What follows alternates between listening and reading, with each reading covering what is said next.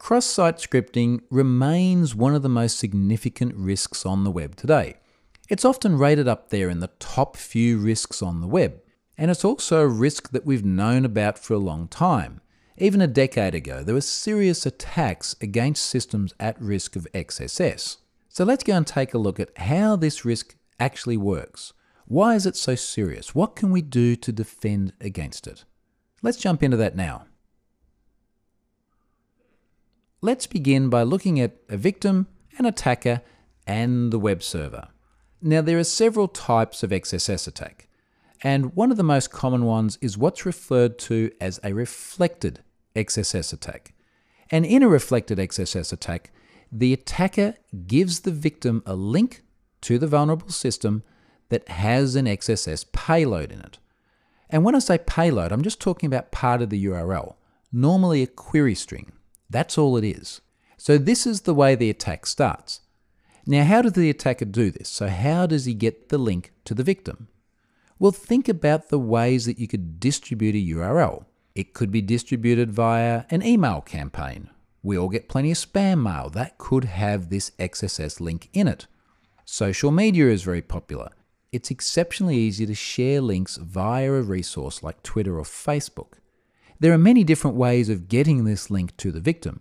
The main thing is, though, that once the victim receives this link, they follow it to the target site. So it goes to that web server, and inevitably the web server responds with a page which is rendered in the browser. Now, the real key to XSS is that when that page renders, it's reflecting the attacker's XSS payload. And when we go and do the demo in a moment, you'll see exactly what I mean by reflecting. But effectively, it just means that information that was in that link that the attacker sent is now going to appear in the web page. Now, in order for this attack to be successful, when the page actually renders in the browser, it sends some of the victim's data back to the attacker. Now, this is actually a fundamentally simple attack, and you'll see what I mean by that in just a moment. The main thing to understand now, though, is that the impact of an attack like this can be severe. It can mean an attacker entirely taking over the victim's account and then being able to impersonate them and perform any activities that the victim normally could when they were logged on to the target website. Let's jump into the demo and I'll show you how that works. So here we are back on the vulnerable website, and there are a couple of things I want to point out here. So number one, in the top right-hand corner, you can see it says you are logged in as Troy Hunt. I am presently authenticated to this website, and XSS attacks frequently take advantage of that fact. In fact, the attack we're going to use now is the atypical attack that shows just how much damage an XSS attack can do, and it is predicated on the user being logged in. The other thing you'll see is that now on the front page, we can search for the hottest brands. So we have a text box here, and what I'd like to do is search for a snowboard brand, and I'm going to search for Libtech. Let's now run that search. Now, as it turns out, no results were found. But here's the important thing that I want to show you. You'll see in the middle of the page, it says you searched for Libtech. So it's actually reflected the information that I provided to the site. So this is the reflected component of XSS. You give the system some information, it then shows that back to you in the web page. Now you'll also notice that Libtech is up there in the URL. The plus sign between lib and tech is just URL encoding. When the server receives this link, it still recognizes that as a space. What I'd like to do now is make a little modification to my search so that I can show you where things start to go wrong in terms of an XSS attack. So I'm just going to go back to the home page and I'm going to change this search query. So what I've just done is I've put an EM tag around the word tech. How the web application now responds to this search is absolutely critical. Will we see what we've typed here actually appear on the screen, or will we see something different? Let's run that search. So notice what we see here.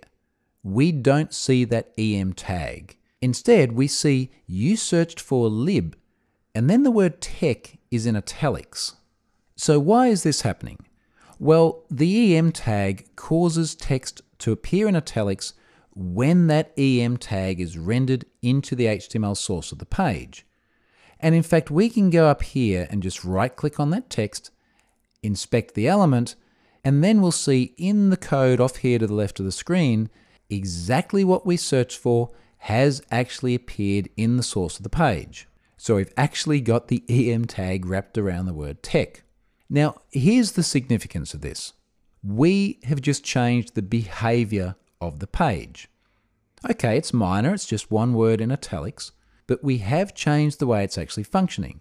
What an attacker now begins to think about is how could they possibly change this search term so that it rendered something else to the page, something that actually had a function that could exploit the fact that this victim is presently logged in. Let me show you what I mean. I'm going to jump over here and close my developer tools, and now I'm going to go and paste in a URL that a hypothetical attacker has sent me. So remember from the previous diagram, a reflected XSS attack is predicated on the attacker getting the victim to follow a very carefully formed URL with an attack payload in it. So let's see how that works. I'm going to go up to the address bar. I'm going to paste in my URL, the one that our hypothetical attacker has sent me, and I'm going to load the page. Now, not much actually happens, at least not visibly. In fact, what we see here is you searched for, and then nothing after that. But something did actually happen, something very malicious. Here's what I'm going to do. I'm going to press F12, which gives me the developer tools in my browser. What this allows us to do is I can now go down to the network tab, and every single request that this page makes will now be visible here. So I'm going to go back to the address bar, I'm going to press enter to reload the page, and here are all the requests.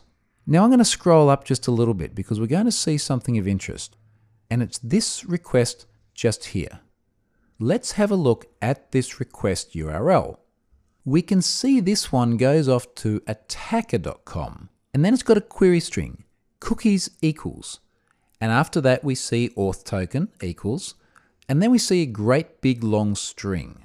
Now what's actually happened here is this cross-site scripting attack has taken the cookies from my browser and sent them off to the attacker's website. Now, why is this cookie significant? In a web application, the way the application keeps the user authenticated between each subsequent request they make is via an auth token. And an auth token is just a little cookie that sits on the browser. It's a cryptographically strong cookie, so it can't simply be tampered with.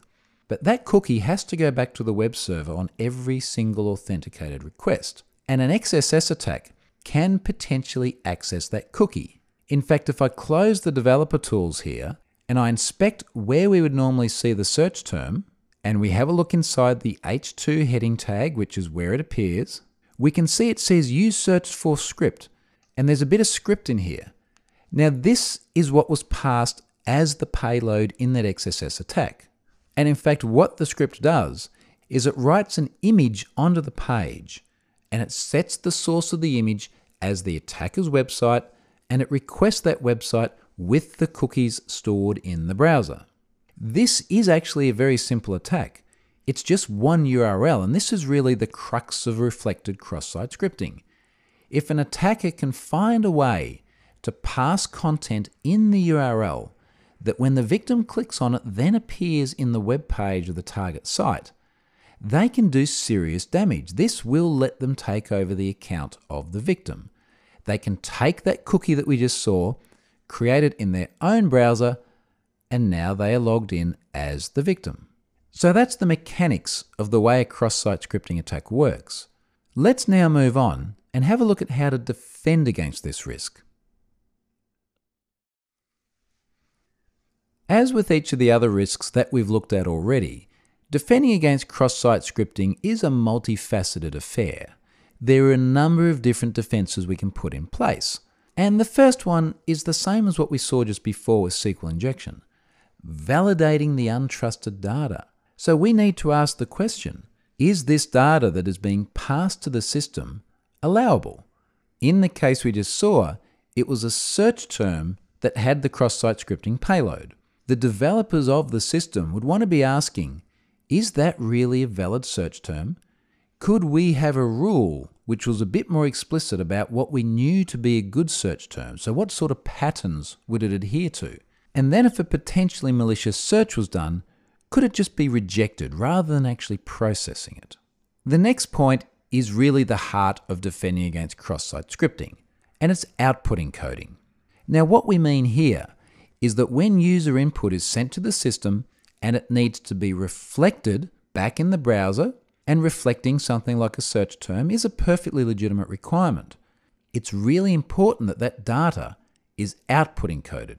And what that means is that a number of the characters are going to be encoded such that something like a piece of script doesn't actually run in the browser. It will appear on the screen. So what we should have seen is just that entire JavaScript block in the uSearched-for text. Of course, there wouldn't be any snowboards that match that search term, but that doesn't matter. The point is that the cross-site scripting attack wouldn't have run because the script tag wouldn't have been rendered into the source code exactly as it was provided to the system. Now, when we talk about output encoding, the context is also really important. If somebody wants to encode content for HTML, that is different to the way they encode it for an attribute of an HTML tag. That's different to the way they'd encode it if they wanted to put it in the CSS context. And that's different again to how they would encode it if they wanted to put it in a JavaScript context. So getting the context right for the encoding is actually really important, because if it's not right, not only will the system not behave in the way that it's intended to, but it could very well still leave a risk. And finally, protecting cookies. Attacks like this work because they get access to the cookies in the browser. Now, there's a very simple way of protecting cookies from script like we just saw, and that's to flag the cookie as HTTP only, which means that the server can read the cookie, but any JavaScript running on the client can't. So that's a really fundamental control. Now, one other thing worth mentioning with cross-site attacks as well, and by that I mean not just cross-site scripting, but an attack like cross-site request forgery as well, is that there are many documented examples of where they can actually impact the internal network as well. So a victim loads up a website which has one of these attacks, and they get script which talks to internal services. It could make requests to other websites behind the firewall. Because after all, the website is actually running in the victim's browser, which sits inside a private network. So this scope goes much further than just the externally facing web application as well. It can be much more serious than that. And it just goes to show how important it is to lock down this risk, so that not only do you not put this particular website at risk, but you don't potentially put the broader internal ecosystem at risk as well. So that's cross-site scripting. The last risk we're going to go and take a look at now is weak account management.